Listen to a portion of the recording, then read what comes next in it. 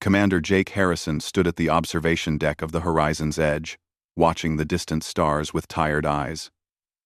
3 years. 3 long years of trying to make friends with the Vylorans, and every single time something went wrong. He rubbed his face and checked his watch. The princess would arrive in 2 hours. "Commander, the diplomatic team is ready," Lieutenant Amy Rodriguez said from behind him. She walked up to stand beside him, her arms crossed.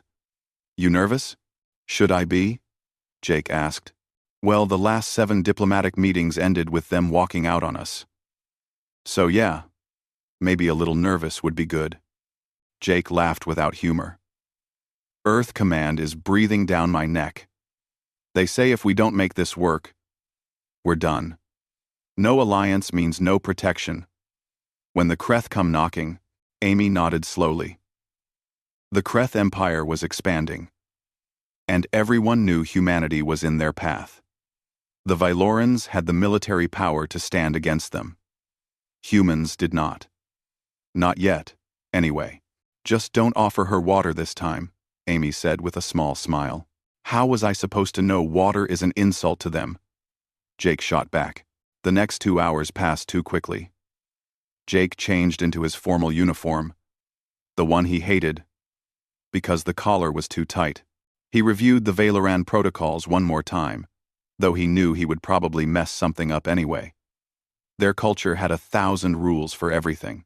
The Valoran ship appeared on the sensors right on time. It was beautiful and terrifying at the same time. Sleek silver metal that seemed to glow with its own light.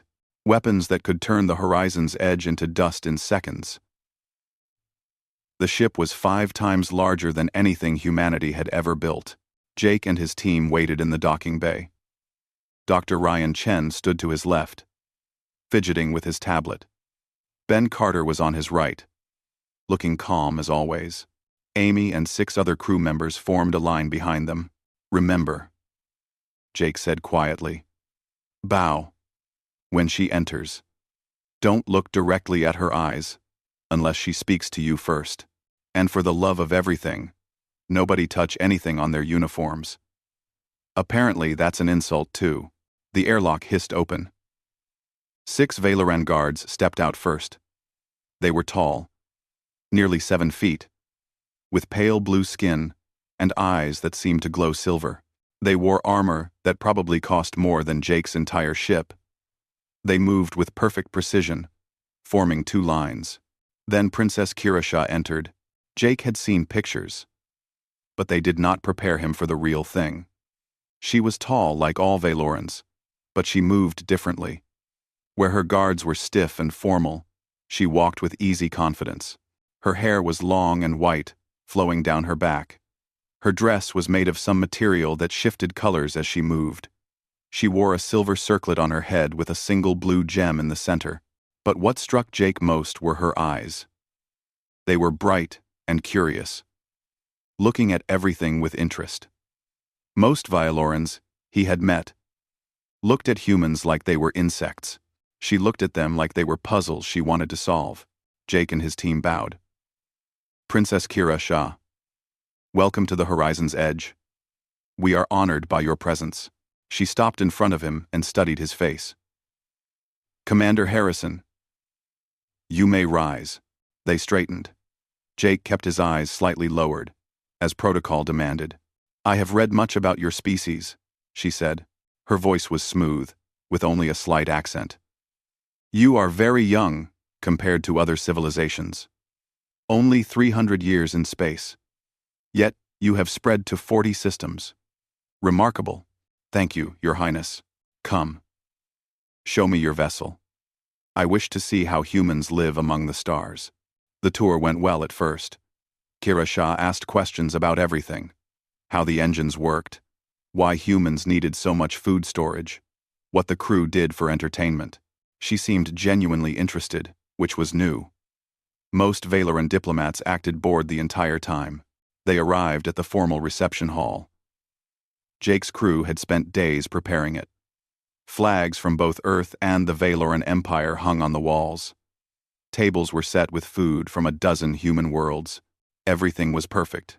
Please, Your Highness, sit, Jake said, gesturing to the main table.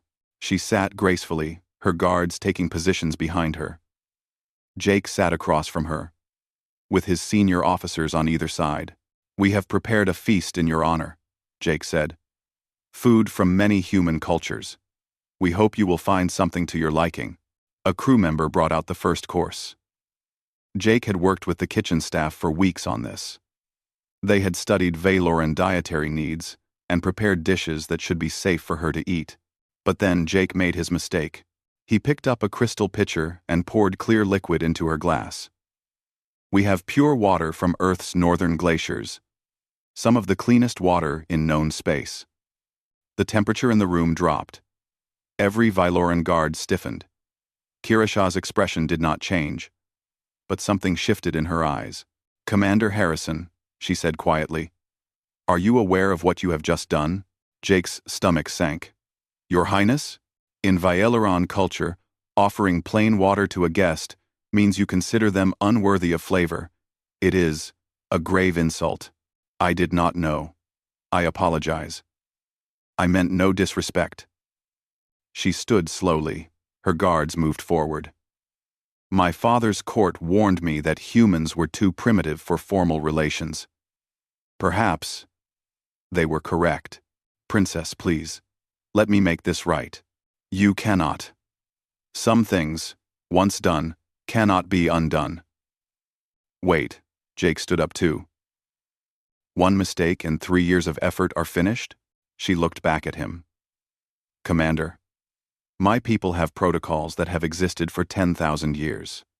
We do not change them because one young species finds them inconvenient. But we are trying. Does that count for nothing? Trying is not enough. Either you understand our ways, or you do not. Clearly, you do not. She walked toward the exit. Jake felt anger rise in his chest. Anger at himself for messing up. Anger at her for being so rigid. Anger at the whole impossible situation. Fine, he said, louder than he intended. Go ahead and leave. Add this to your list of failed meetings. But know this, when the Kreeth come, and they will come, you are going to need allies. Every ally you can get. Maybe humans do things differently. Maybe we mess up your protocols. But we are the only species in this sector that has the guts to stand with you against what's coming. The princess stopped at the door. She did not turn around. My father's court does not believe the Kreeth are a real threat, she said softly. Then your father's court is wrong. She was silent for a long moment. Then she walked through the door, her guards following. The airlock sealed behind them. Jake stood there, watching the space where she had been. His career was probably over. Earth Command would have his head for this. Well, Amy said quietly, that went badly. Yeah. Jake agreed. He went back to his quarters after the disaster. He did not bother taking off his uniform. He just sat on his bunk and stared at the wall. In a few hours, he would have to write a report explaining how he had destroyed humanity's last chance at an alliance with the Valorans. Someone knocked on his door. Go away, Jake called out. The door opened anyway. Jake looked up, ready to snap at whoever had ignored his order. Princess Kirasha stood in his doorway. She was alone. No guards, no advisors, just her, still wearing that color-shifting dress. Your Highness? Jake stood up quickly. What are you doing here? She stepped inside. The door closed behind her. She looked around his small quarters with interest, taking in the simple bunk, the single desk, the pictures of Earth on the wall. Your security is terrible, she said. I walked past 3 of your crew members, and none of them stopped me. They probably thought you were supposed to be here.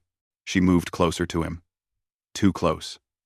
Close enough that Jake could smell something like flowers and lightning.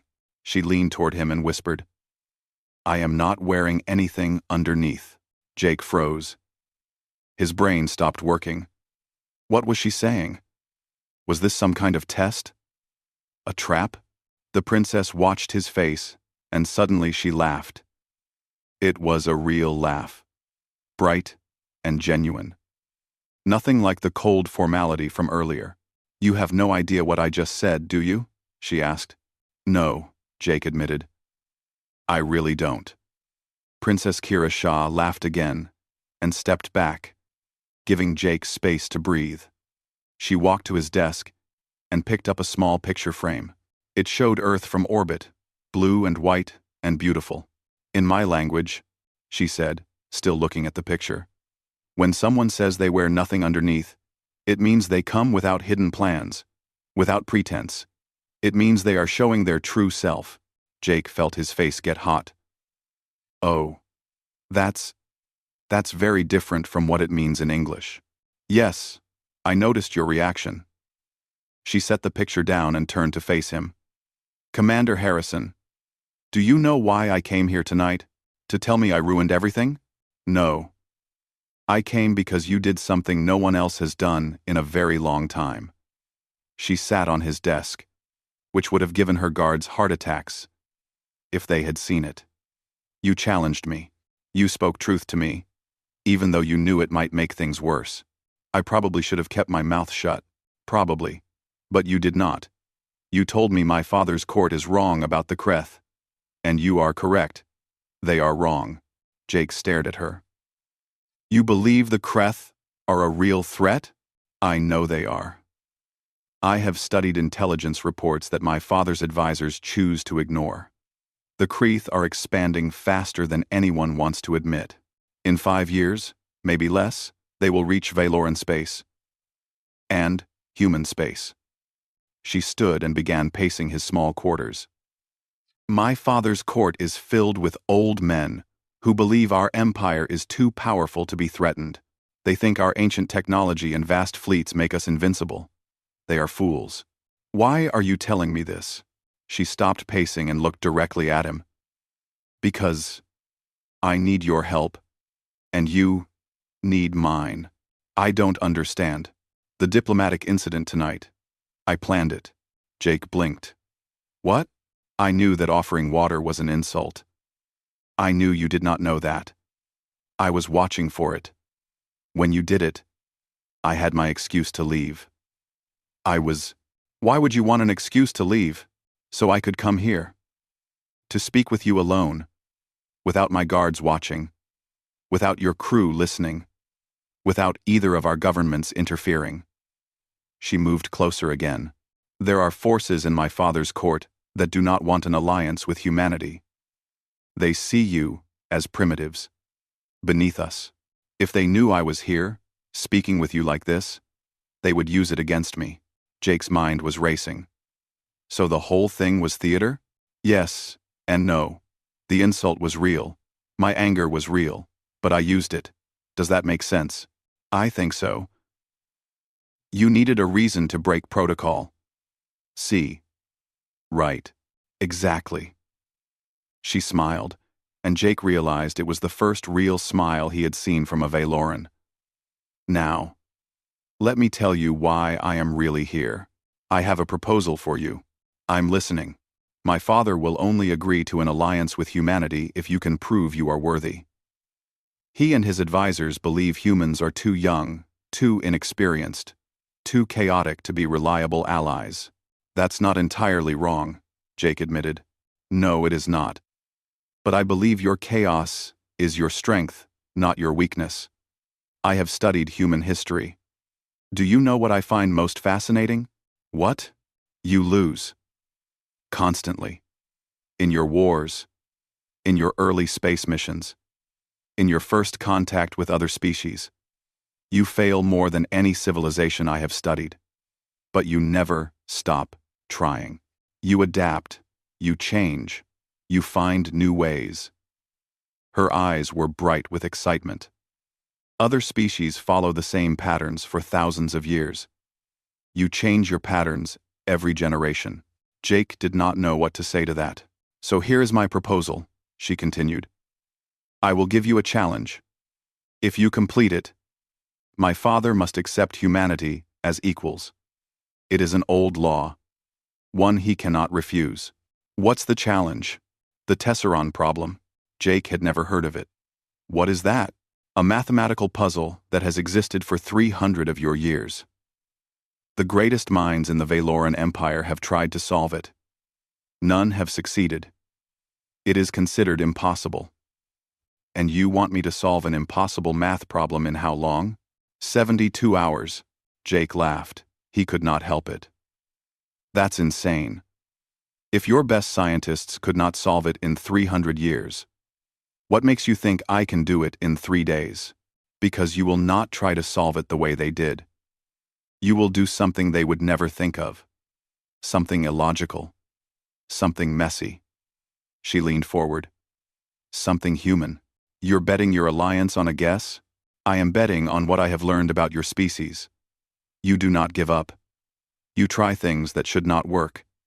Sometimes, they do work. Jake sat down on his bunk. This was crazy. But crazy was better than giving up. If I fail? Then no alliance. Humanity and the Valoran Empire remain separate. And when the Kreth come, we each face them alone. No pressure then. She smiled again. No pressure. Why are you doing this? Really? She was quiet for a moment. When she spoke, her voice was softer. Because I am tired of my people being so rigid. We have not innovated. In centuries, we use the same technology, the same tactics, the same thinking that we had 1,000 years ago. We are stagnant, dying slowly, and we do not even see it. She walked to his small window and looked out at the stars. When I read about humans, I saw something different. A species that refuses to accept limits, that keeps pushing forward, even when it is foolish to do so. I thought, maybe that is what my people need. Someone to show us that the old ways are not the only ways. Jake stood and joined her at the window. You know, if your father finds out you came here alone, in the middle of the night, to offer me this challenge, he would be very angry. My guards are probably searching for me right now. You should go then. Yes, but she did not move. Commander Harrison, do you have children? The question surprised him. No, never found the time. I have 3 older brothers. All of them are warriors, trained from birth to be leaders of our military. My father wanted me to be a warrior too, but I wanted to be a scientist, a scholar, to understand how things work. She turned to look at him. Do you know what he told me? What? That understanding is not enough. That sometimes you must act, even when you do not fully understand, even when you are afraid. Quote, not Provident. Quote, not. Quote, not. Quote, Jake nodded slowly. Sounds like good advice. Yes, so I am taking it. I am acting. She moved toward the door. You have 72 hours, Commander. I will send you the Tesseron problem in the morning. Solve it. And I will convince my father that humanity deserves a chance. And if I can't, she paused at the door. Then at least we tried. That counts for something, does it not? After she left, Jake sat alone for a long time. Then he called Amy, Ryan, and Ben to his quarters. They arrived within minutes, looking worried. Let me guess, Amy said. We're in even more trouble than we thought? Actually, we might have a chance. Jake explained everything the princess had told him. About the Tesseron problem. About the 72-hour deadline. About what was at stake. When he finished, Ryan looked sick. Commander, I'm a physicist, not a mathematician. I don't even know where to start with something like this. Neither do I, Jake said. But we're going to figure it out anyway. Ben was tapping on his tablet, already searching for information. I found a reference to the Tesseron problem. It's a quantum mathematics puzzle involving dimensional folding, the kind of thing that would take a team of experts years to even understand, let alone solve. We have 3 days, Jake said. That's what I'm saying. It's impossible. Good. If it was possible, someone would have done it already. Jake stood up. Look, I know this sounds crazy, but think about it. The Valorans have been trying to solve this using pure logic and mathematics for 3 centuries. What if that's the problem? What if they're trying too hard to be perfect? Amy caught on first. You want us to be messy. Exactly. We're humans. Being messy is what we do best. Ryan still looked doubtful. Even if we try a completely different approach, the math has to work. It has to be correct. Then we make it correct. We use computers. We use brute force. We guess if we have to. We try 10,000 wrong answers until we find the right one. Jake looked at each of them. The Valorans would never do that. It would be beneath them. But us? We'll try anything. Ben was grinning now. You know what? This is stupid enough that it might actually work. That's the spirit. They worked through the night. The princess sent the full details of the Tesseron problem at dawn. And it was even more complicated than they feared. Pages and pages of equations that made Ryan's eyes cross. But Jake was right about one thing. The Valorans had been trying to solve it elegantly. Every approach in the historical records was beautiful, sophisticated, and wrong. What if we treat this like a game? Ben suggested around hour 20. Like one of those old puzzle games where you just try every combination until something clicks? The number of possible combinations is astronomical, Ryan protested. So we use quantum computing to check them faster. We use machine learning to recognize patterns. We throw everything we have at it. Amy looked up from her station. That's going to take a massive amount of computing power. We'll have to link every system on the ship. Then let's do it, Jake said. They did. And slowly, impossibly, it started to work. 48 hours after Princess Kirasha gave them the challenge, Jake's crew looked like they had been through a war. Ryan had not slept in 2 days. Amy had coffee stains on her uniform. Ben's eyes were red from staring at screens. But the computers were humming, running through millions of calculations per second. The approach was working. Messy. Inelegant. But working. I think we have something, Ryan said suddenly. His voice was hoarse from exhaustion. The quantum processor just flagged a solution pattern. It's not pretty. But the math checks out. Jake rushed to his station. Show me. The equations on the screen looked nothing like the elegant Valoran attempts. This was raw, brute force mathematics. It looked like someone had thrown numbers at a wall and kept what stuck. But as Ryan walked them through it, Jake saw that every step was valid. This is going to give Valoran mathematicians nightmares, Amy said with a tired laugh. Because it works, or because it's ugly? Jake asked. Both. Jake contacted the princess through the official diplomatic channel. Your Highness, we have a solution to the Tesseron problem. There was a long pause. That is not possible. You must have made an error. Check it yourself. I'm sending the data now.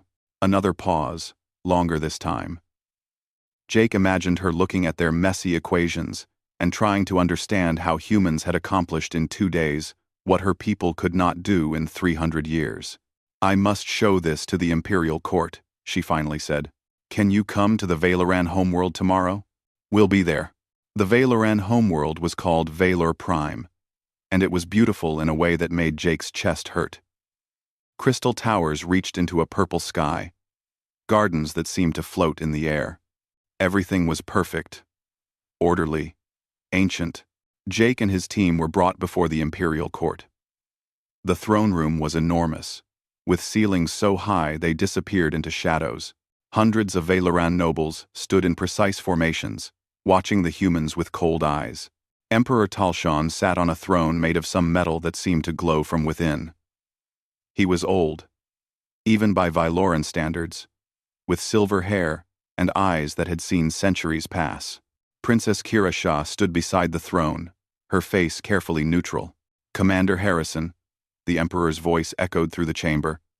My daughter tells me you claim to have solved the Tesseron problem. We have, Your Majesty. Present your solution.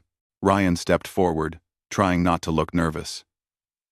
He activated a holographic display and began walking the court through the mathematics.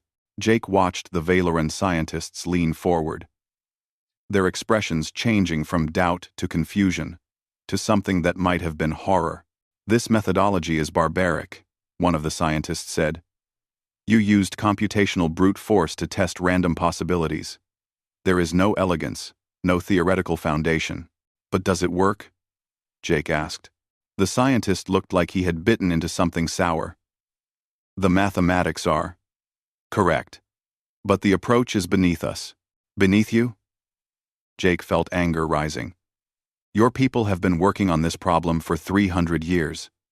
We solved it in 2 days.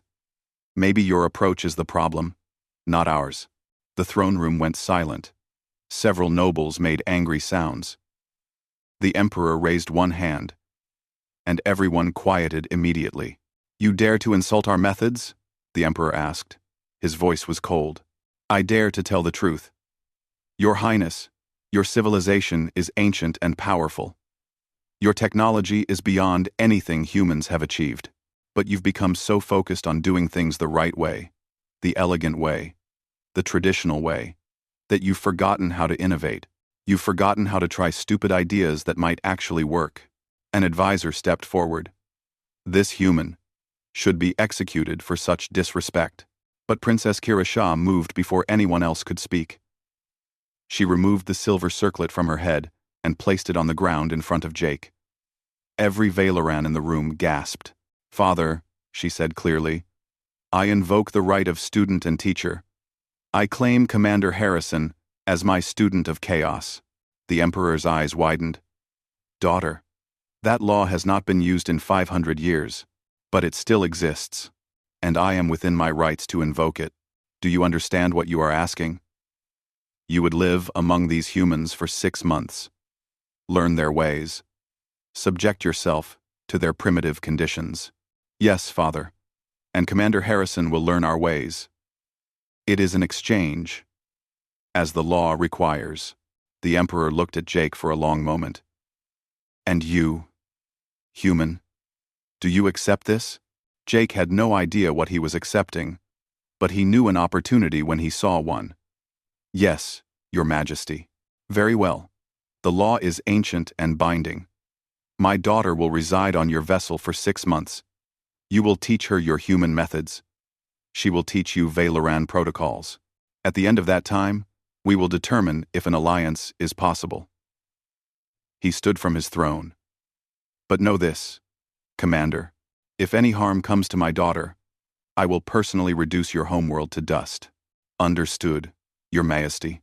2 weeks later, Princess Kira Shah moved onto the horizon's edge with a security team of 20 guards. Jake's crew of 60 did not know what to do with royalty living among them. The first few days were difficult. The guards wanted to control everything. They inspected every room she entered. They demanded to know the schedule of every crew member who might come near her. They tried to set up a special dining area just for her. Jake put his foot down. "Your Highness, this isn't going to work. Your guards are making my crew nervous. Everyone is walking on eggshells." She sat in her assigned quarters, which were nice but not special. "Just a regular officer's room. What do you suggest?" 1. I suggest we treat you like any other crew member. You get a duty assignment. You follow the ship's schedule. You eat in the common dining hall with everyone else. Your guards can watch from a distance, but they don't interfere with ship operations. My father would never allow it. Your father is not here. And you didn't come here to be isolated in a protective bubble. You came to learn how humans do things. Right? And she was quiet for a moment, then smiled. "You are correct. Tell me, what would my duty assignment be? What are you good at? Mathematics, physics, xenobiology, strategic planning, and I have basic medical training." Jake thought about it. "How do you feel about helping in the hydroponics bay? We grow our own food, and our botanist could use an assistant." She looked surprised. "You want me to grow plants? I want you to work with my crew. Learn how we do things. Get your hands dirty." "No," she stood up. When do I start? The crew was shocked when Princess Kira Shah showed up in the hydroponics bay, wearing work clothes. Even more shocked when she actually started working, helping to tend the plants, asking questions about growing techniques, treating the botanist like an equal instead of a servant. Word spread quickly through the ship. The Valoran princess was working in hydroponics. The Ice Princess was getting dirt under her fingernails. Jake watched from a distance and smiled. Over the next few weeks, something changed. The crew stopped being afraid of her. They started treating her like one of them. She ate meals with the junior officers. She learned their jokes, even if she did not always understand the humor. She asked questions about everything. Why do humans waste so much time on entertainment? She asked Jake one evening. They were in the observation lounge, watching a group of off-duty crew members playing some kind of card game. Their laughter echoed through the room. We don't consider it waste, Jake said. We work hard, so we need to relax hard. It keeps us balanced. Valorans do not require such balance. We focus on our duties. And how happy are most Valorans? She did not answer right away. We do not measure success by happiness. Maybe that's part of the problem. She watched the card game for a while longer. May I join them? You'd have to ask them, not me. She walked over to the table. The crew members looked up, startled. May I learn this game? She asked. There was an awkward silence. Then one of the junior engineers, a woman named Kate Harris, grinned. Sure. Pull up a chair. But I warn you, we play for chocolate rations. I do not understand. What are chocolate rations? Oh, Your Highness, we have so much to teach you. Jake left them to it. Later, he heard that the princess had won 3 games in a row and acquired enough chocolate to last a month. Apparently, once she understood the rules, her mathematical mind gave her a serious advantage. 2 months into the exchange, Jake received an emergency transmission. A Valoran colony world was under attack. The Kreth Empire had struck, without warning. He found the princess in her quarters, listening to the same transmission. Her face was pale. That colony has 2 million people, she said quietly. Your military is responding? Yes. But the Kreth have studied Valoran tactics for years. They know how we fight. They are prepared. She looked at him.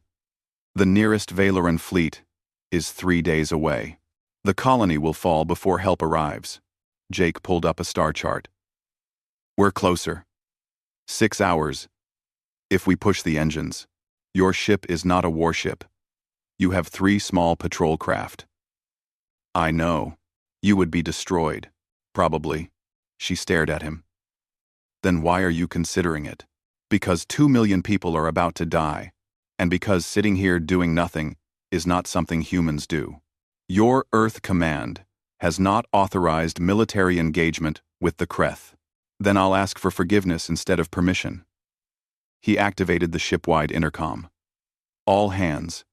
This is the commander. We have a situation. And he explained what was happening.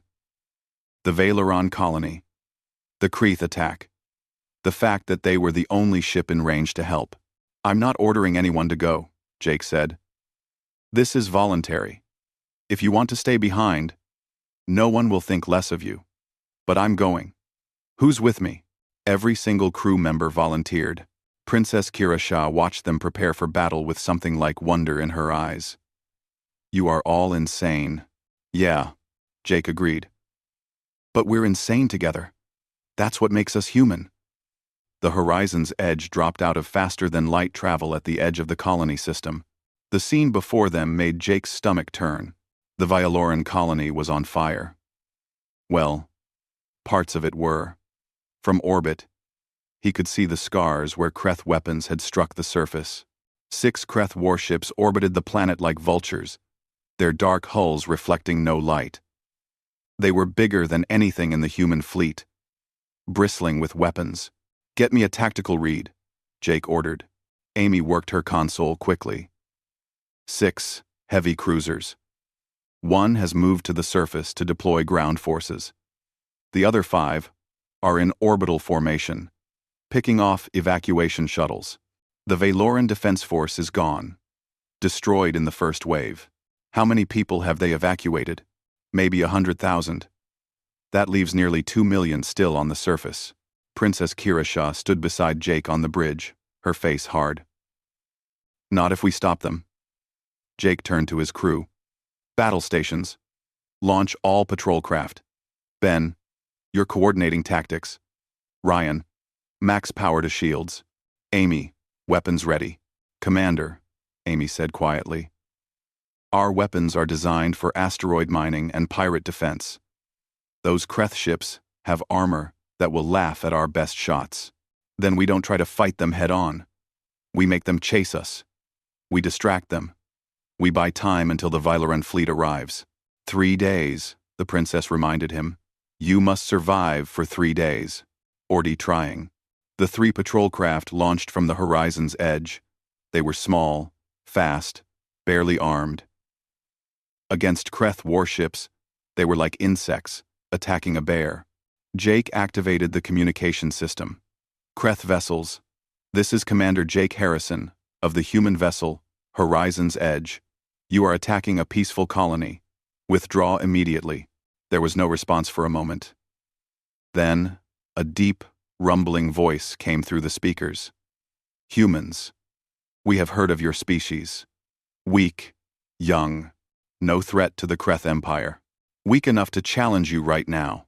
The voice laughed. You have 4 ships. We have 6. Your weapons are toys. Your shields are paper. This is not a challenge. This is suicide. Guess we'll find out. All ships, attack pattern Harrison 7. There is no attack pattern Harrison 7, Amy said. There is now. The Horizon's Edge and the 3 patrol craft dove toward the Kreth formation. But instead of attacking the nearest ship, they split up, each taking a different vector. The Kreth ships tracked them, trying to get weapons lock. Fire on my mark, Jake said. 3, 2, 1. Mark. All 4 human ships opened fire at once. Their weapons did almost nothing to the Kreth armor. But that was not the point. Now break off. Scatter. The human ships dove in different directions. The Kreth ships had to choose which ones to follow. They split up, their perfect formation breaking apart. Pattern Harrison 8, Jake called out. Attack the one by the planet. The patrol craft swooped low over the colony, drawing fire away from the evacuation shuttles.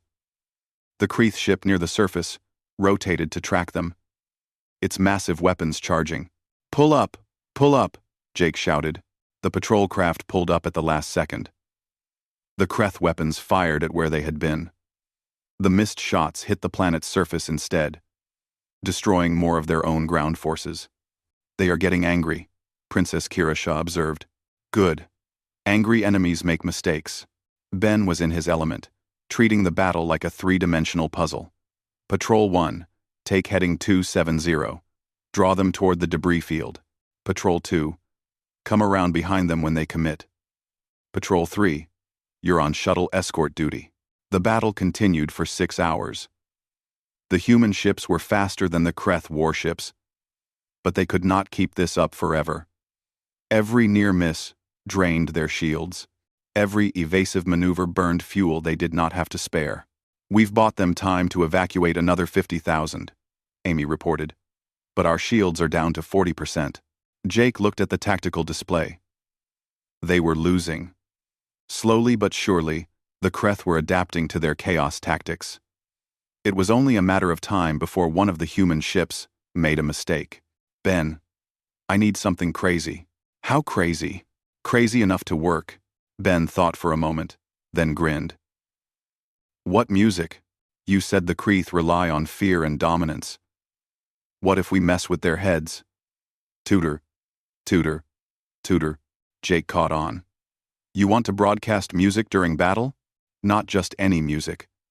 The loudest, most aggressive human music we have. Death metal. Hard rock. The stuff that makes your ears bleed. Princess Kirasha looked confused. How would noise help? The Kreth have never fought humans before, Jake explained. They don't understand us. If we do something completely unpredictable, it might throw them off balance. This is your strategy? Loud music? You got a better idea? She did not. Jake activated the communication system again. But this time, he set it to broadcast on all frequencies. Amy, play every aggressive song in the database. Maximum volume. The sound that came out of the human ships was like nothing the Kreth had ever heard. Screaming guitars, pounding drums, voices that shouted about war and fire and never giving up. The effect was immediate. The Kreth ships hesitated. Their formations wavered. They're confused, Ben said with delight. Their communications are being jammed by our music. They can't coordinate. Then let's make it worse. All ships, random, attack patterns. Don't follow any logic. Just keep them guessing. What followed was the most chaotic battle Jake had ever seen. The human ships dove and weaved with no pattern. They fired at random intervals. They broadcast aggressive music at maximum volume. They did everything wrong, according to military doctrine. And it was working. The Kreth could not predict what the humans would do next, because the humans did not know what they would do next. Every textbook said you should not split your forces. The humans split their forces. Every tactical manual said you should conserve ammunition. The humans fired constantly, even when they had no chance of hitting. Every combat instructor said you should maintain communication discipline. The humans were screaming lyrics about burning and fighting, and never surrendering. They're pulling back, Amy said, shocked. The Kreth are actually pulling back. It was true. The Kreth ships were moving away from the planet, trying to regroup. They had superior firepower and armor, but they could not handle the sheer insanity of the human assault. Don't let them regroup, Jake ordered. Stay on them. Keep the pressure on. For 3 days, the human ships fought. They barely slept. They survived on coffee and determination, and pure spite. The Kreth kept trying to reorganize, to mount a proper assault. But every time they did, the humans would do something unexpected. Patrol 2 flew directly at a Kreth cruiser, fired every weapon at once, then used the explosion to slingshot around behind them. The Horizon's Edge pretended to retreat, then dropped mines in its wake. Patrol 3 hacked into Kreth communications and broadcast fake orders in broken Kreth language. Princess Kirasha watched it all with wide eyes. This is not warfare. This is madness. Welcome to the human race, Jake said. On the 3rd day, sensors picked up new contacts. Big ones. The Valoran fleet had arrived. 10 massive Valoran warships dropped out of faster-than-light travel like angels of death. They were beautiful and terrible. Their weapons charged and ready. But when they saw the tactical situation, they hesitated. The Kreth fleet was scattered. Their formations were broken. They were trying to track 4 small human ships that were flying in patterns that made no sense. And someone was broadcasting the loudest, most aggressive music the Valorans had ever heard. The Valoran commander opened a channel.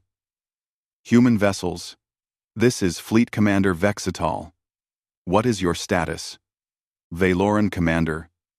Oh, you know, Jake said tiredly. Just keeping 6 Kreth warships busy for 3 days. The usual. That is, impossible. Yeah, we get that a lot. The Valoran fleet engaged the scattered Kreth forces.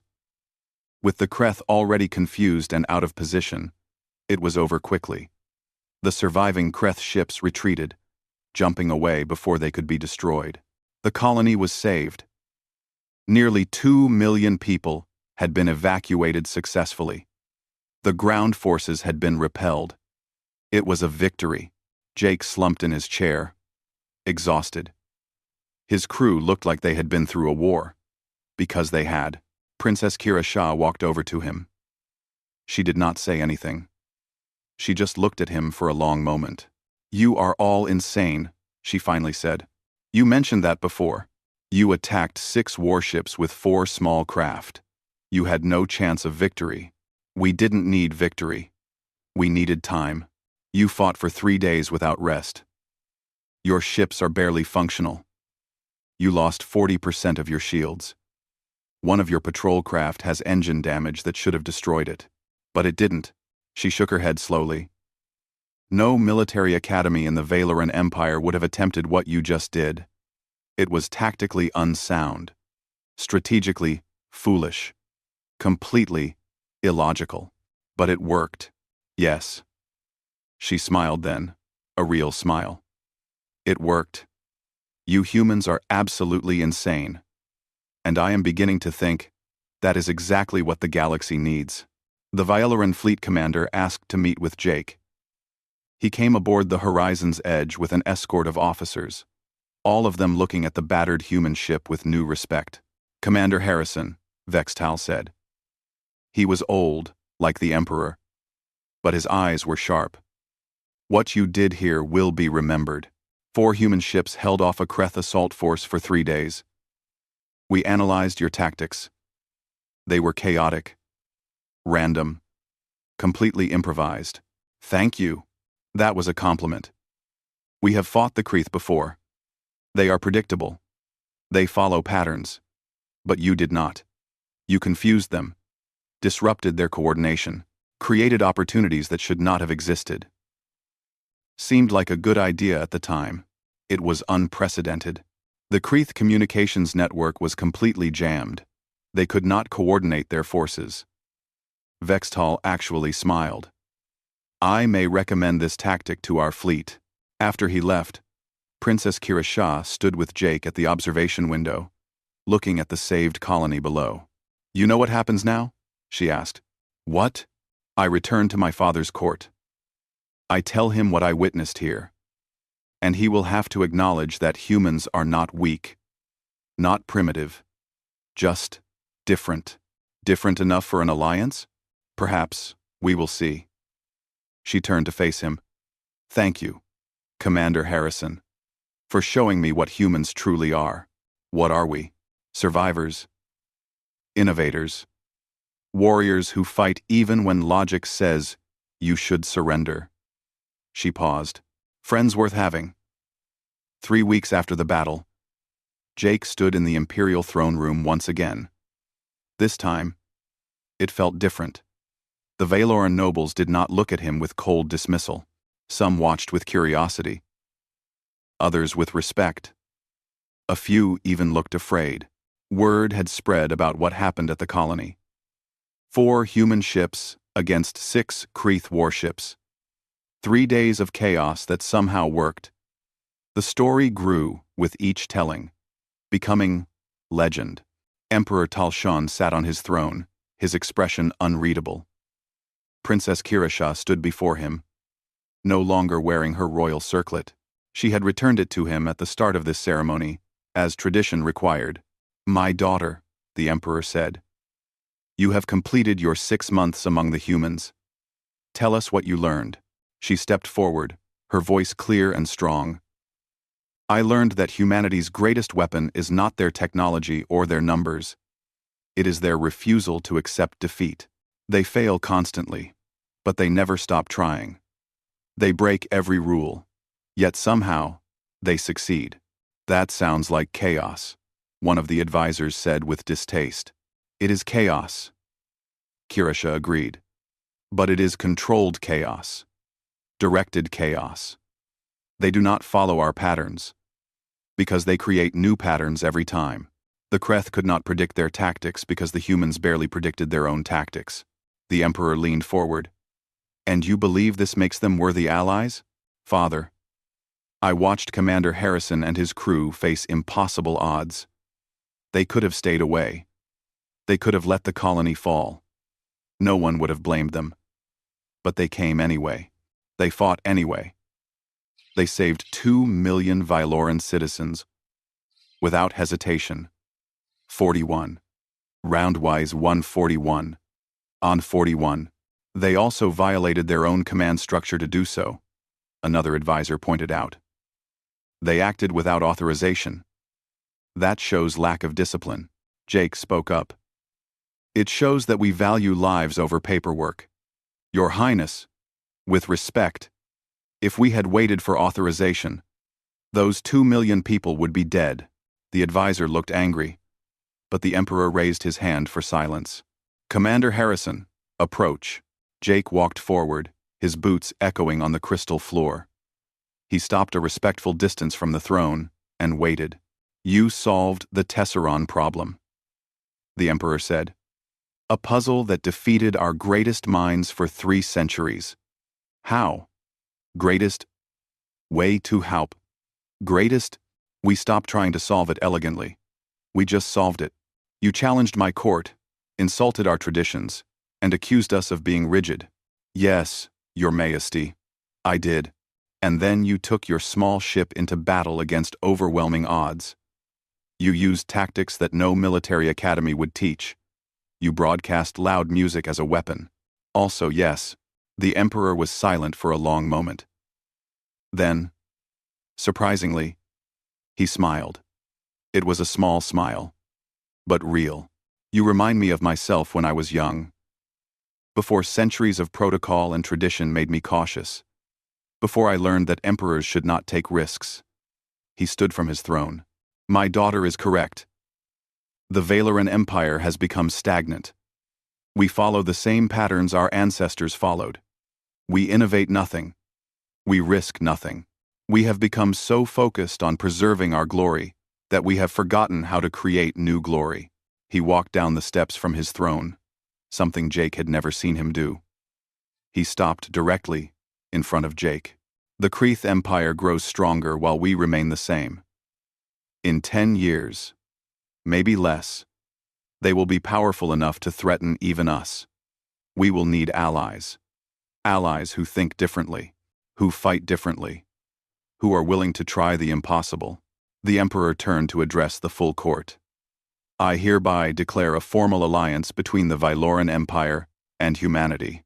We will share technology, coordinate military efforts, and defend each other's territories against all threats. The court erupted in whispers. Some nobles looked pleased. Others looked horrified.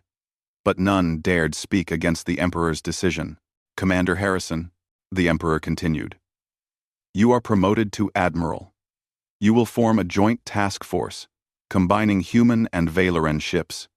Your mission is to defend the frontier and prepare for the Kreeth threat. Jake bowed. Thank you, Your Majesty. I am honored. Do not thank me yet. You will have to work with Valoran officers who think you are reckless. And I will have to explain to your Earth government why I am giving you access to technology that could change the balance of power in this sector. I'm sure we'll figure it out as we go. The Emperor actually laughed. Yes, I suspect you will. Princess Kirisha stepped forward. Father, I request permission to serve as humanity's ambassador to the Valoran Empire, and to serve on Admiral Harrison's task force as cultural liaison. You wish to continue living among humans? I do. I have learned much in 6 months. But there is much more to learn, and the Valorans working with humans will need someone who understands both cultures. The Emperor looked at his daughter for a long moment. You have changed, he said softly. You smile more. You question more. You are less proper. Is that a problem, Father? No. He placed his hand on her shoulder. It is what I hoped would happen. Permission granted. Ambassador. The ceremony ended, and Jake found himself surrounded by Valoran nobles, asking questions. What was this music weapon? How did human ships move so unpredictably? Could they teach Valoran pilots these techniques? He answered as best he could, though he was not sure how to explain that most of their tactics were made up on the spot. Later, he and Princess Kirisha stood in the royal gardens, away from the crowds. The gardens were beautiful, filled with plants from 100 different worlds. Everything was arranged in perfect, geometric patterns. Too organized? Jake asked, noticing her expression. A little. I have become accustomed to the mess of human spaces. Your hydroponics bay, where plants grow wherever they find room. Your common areas where crew members leave their belongings scattered about. There is life in that disorder. You could plant something here that doesn't fit the pattern. She smiled. I could. though the royal gardeners would probably have heart attacks. They walked in silence for a while, enjoying the peace after so much chaos. "Thank you," she said suddenly. "For what?" "For treating me like a person instead of a princess. For making me work in hydroponics and eat with junior officers and play card games for chocolate rations. For showing me that there is more to life than duty and protocol. You did all that yourself. I just gave you the opportunity. No, you gave me permission. That is different." She stopped walking and turned to face him. "When I first came to your ship, I told you I was not wearing anything underneath. I meant it as a diplomatic phrase. A statement of honesty. But in these months with your crew, I learned to mean it in the human way too. To actually let go of pretense. To be genuine. And how does that feel? Terrifying. Liberating. Both at once." Jake nodded. "Welcome to being human. We feel that way most of the time. Then perhaps I am becoming more human and less Valoran. I don't think so. I think you're becoming the best of both." She smiled at that. "Admiral Harrison, I look forward to working with you on the task force. Ambassador Kira Shah, same here. Though I should warn you, my crew is probably going to keep beating you at cards. We will see about that. I have been practicing." 6 months later, the joint human Valoran task force was operational. 10 ships, 5 from each species, working together to patrol the frontier. The integration was not easy. Valoran officers were frustrated by human informality. Human crew members were intimidated by Valoran precision, but slowly, they learned from each other. Valoran engineers discovered that human repair techniques, while messy, were often faster than their methodical approaches. Human pilots learned that Valoran formation, flying, while rigid, was incredibly effective when used correctly. The task force encountered Kreeth scouts twice. Both times, they drove them off using a combination of Valoran firepower and human unpredictability. The Kreeth retreated, confused by ships that fought with both perfect precision and chaotic improvisation. Jake stood on the bridge of his new flagship. A hybrid vessel, built by both human and Valoran engineers. It was larger than the Horizon's Edge, with better weapons and shields. But it kept the human touch, the slight disorder, the sense that rules were suggestions rather than laws. Ben Carter was his tactical officer now, promoted to commander. Amy Rodriguez led the engineering team. Ryan Chen headed up the science division. They had come a long way from that desperate night trying to solve the Tesseron problem. Princess Kira Shah, now officially Ambassador Kira Shah, split her time between the flagship and diplomatic missions. She had become the bridge between two very different cultures, translating not just languages but entire ways of thinking. "Admiral, sensors are picking up something," Ben said. "Multiple contacts at the edge of the system. Big ones." "Kreeth? Checking." "No, wait. They're broadcasting Valoran identification codes. It's the Second Fleet. A communication came through." Fleet Commander Vexistal appeared on the screen. "Admiral Harrison, I bring greetings from the Emperor. And a question." "Go ahead, Commander."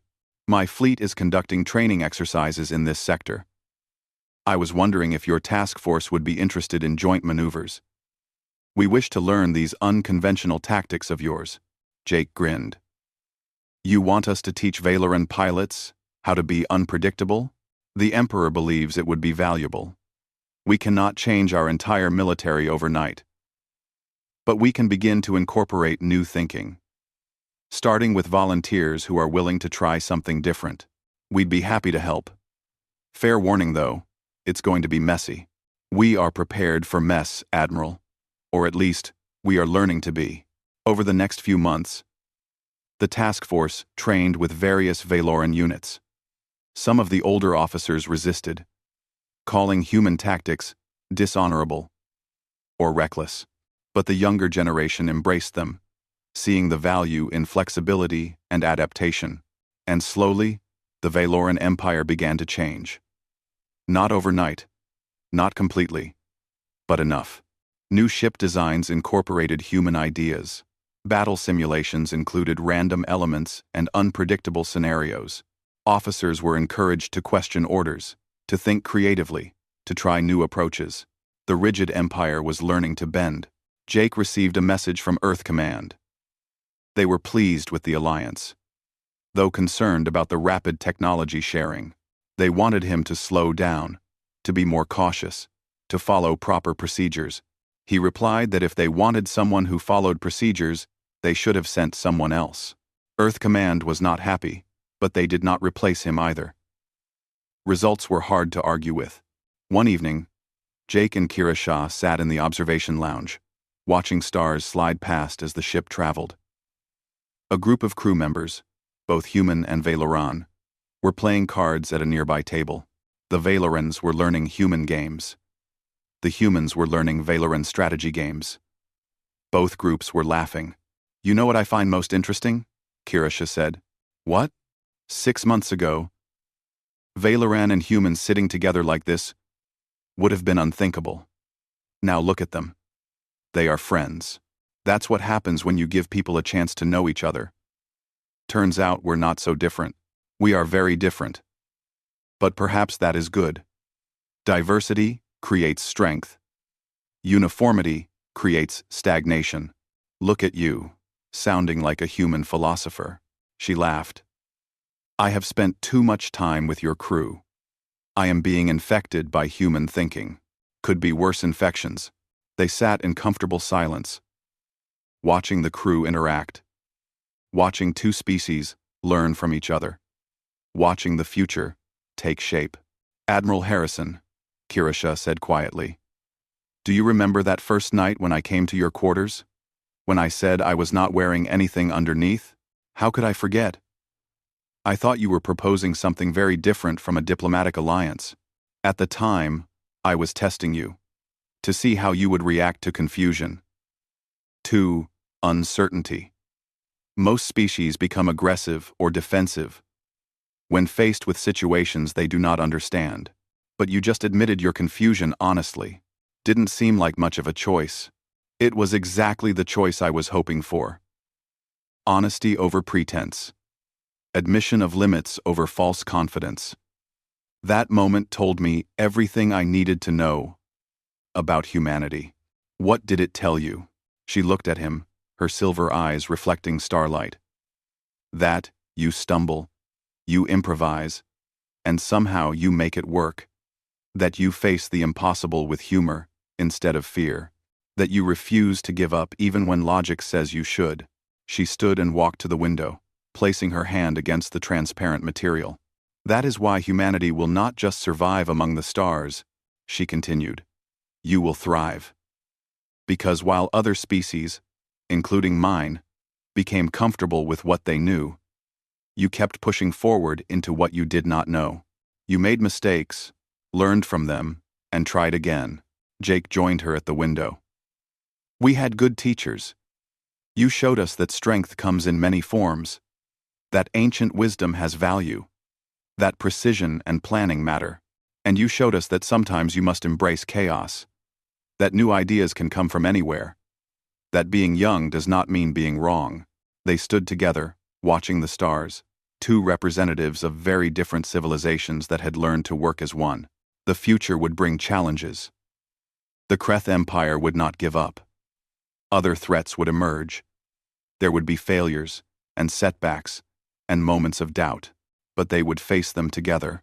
Because that night, when Princess Kira Shah walked into Commander Jake Harrison's quarters and whispered that she wore nothing underneath, she was not just starting a diplomatic negotiation. She was beginning a friendship that would change two civilizations. And in the end, that made all the difference.